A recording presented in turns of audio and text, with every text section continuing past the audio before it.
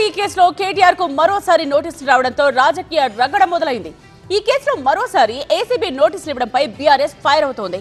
నాతో పాటు lie detector పరీక్షలకు రేవంత్ సిద్ధమా అని కేటీఆర్ సవాల్ చేశారు. మరోవైపు ఎంత వేధించినా కాంగ్రెస్ ప్రభుత్వ వైఫల్యాలను ఎండగడతామన్నారు హరీష్ రావు. కేటీఆర్ కు మరోసారి ఏసీబీ నుంచి నోటీసులు అందాయి. ఫార్ములా ఈ కేసులో మరోసారి విచారణకు హాజరు కావాలంటూ కేటీఆర్ కు నోటీసులు జారీ చేసింది ఏసీబీ. ఈ నెల 16న ఉదయం 10 గంటలకు విచారణకు రావాలని నోటీసుల్లో పేర్కొంది. ఈ ఏడాది జనవరిలో తొలిసారి ఈ కేసుకు సంబంధించి కేటీఆర్ ను విచారించిన ఏసీబీ గత మే 26న రెండోసారి విచారణకు రావాలంటూ కేటీఆర్ కు నోటీసులిచ్చింది. అయితే ముందుగా ప్లాన్ చేసుకున్న విదేశీ పర్యటన షెడ్యూల్ ఉందని, తిరిగొచ్చాక హాజరవుతారని కేటీఆర్ ఏసీబీకి లేఖ రాశారు. లేటెస్ట్ గా సోమవారం విచారణకు రావాలంటూ కేటీఆర్ కు మరోసారి నోటీసులిచ్చింది ఏసీబీ. ఏసీబీ నోటీసులపై కేటీఆర్ స్పందించారు.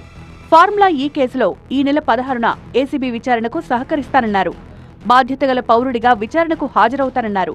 పాలన చేతకాక ప్రజల దృష్టి మళ్లించేందుకే రేవంత్ ప్రభుత్వం ఇలా చేస్తోందని ఆరోపించారు. ఓటుకు నోటు కేసులో సీఎం రేవంత్ ను కూడా ఏసీబీ విచారిస్తోందన్న కేటీఆర్, ఇద్దరం ఏసీబీ విచారణ ఎదుర్కొంటున్నామన్నారు.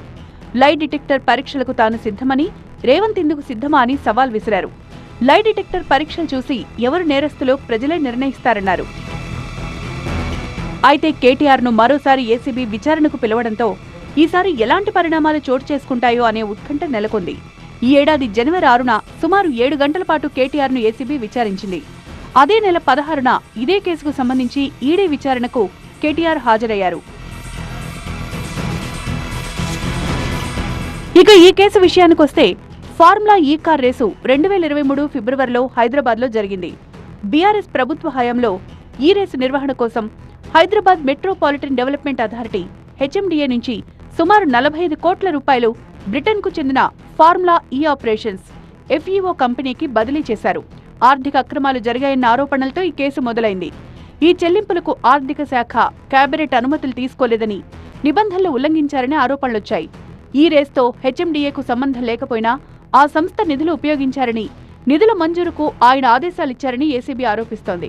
ఈ కేసులో కేటీఆర్ ను ప్రధాన నిందితుడిగా A1, పురపాలక శాఖ మాజీ ప్రత్యేక ప్రధాన కార్యదర్శి అరవింద్ కుమార్ ను A2గా, హెచ్ఎండిఏ మాజీ చీఫ్ ఇంజనీర్ బిఎల్ఎన్ రెడ్డిని A3గా ఏసీబీ పేర్కొంది. ఇదిలా ఉంటే కేటీఆర్ కు మరోసారి ఏసీబీ నోటీసులు ఇవ్వడం రాజకీయ కక్ష సాధింపే అని మాజీ మంత్రి హరీష్ రావు ఆరోపించారు. దర్యాప్తు సంస్థలు దుర్వినియోగం చేస్తున్నారని, 6 గ్యారంటీలపై ప్రశ్నిస్తున్నందుకు కేటీఆర్ నైతిక స్థైర్యాన్ని దెబ్బతీయాలని చూస్తున్నారని మండిపడ్డారు. రేవంత్ డ్రామాలు ప్రజలకు అర్థమయ్యాయన్నారు. ఎంత వేధించినా కాంగ్రెస్ ప్రభుత్వ వైఫల్యాలను ఎండగడతామన్నారు.